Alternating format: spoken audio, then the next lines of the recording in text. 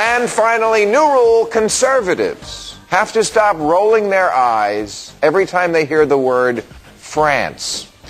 Like just calling something French is the ultimate argument winner. As if to say, what can you say about a country that was too stupid to get on board with our wonderfully conceived and brilliantly executed war in Iraq?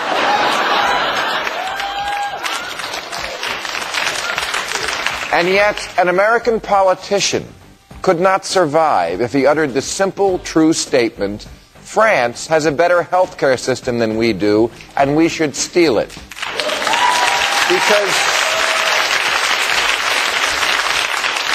Because here, simply dismissing an idea as French passes for an argument. John Kerry?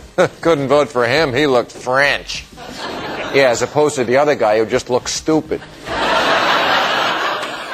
Now, last week, France had an election, and people over there approach an election differently.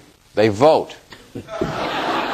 85% of them turned out. You couldn't get 85% of Americans to get off the couch if there was an election between tits and bigger tits and they were handing out free samples.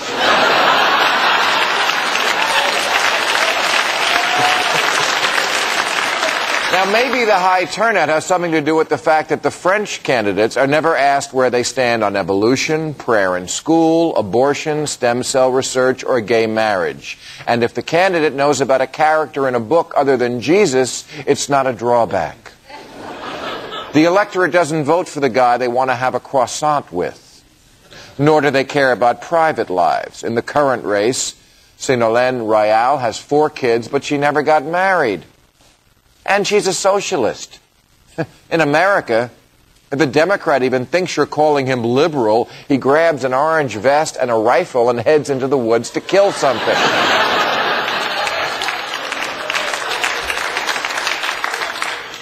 Madame Royale's opponent is married, but they live apart and lead separate lives. And the people are okay with that for the same reason they're okay with nude beaches. Because they're not a nation of 6-year-olds who scream and giggle if they see pee-pee parts. They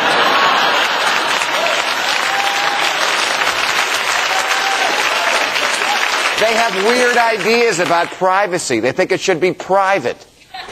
In France, even the mistresses have mistresses. To not have a lady on the side says to the voters, I'm no good at multitasking. Now, like any country, France has its faults, like all that ridiculous accordion music. But their health care is the best in the industrialized world, as is their poverty rate. And they're completely independent of Mideast oil. And they're the greenest country. And they're not fat. And they have public intellectuals in France. We have Dr. Phil. They invented sex during the day, lingerie, and the tongue. Can't we admit we could learn something from them?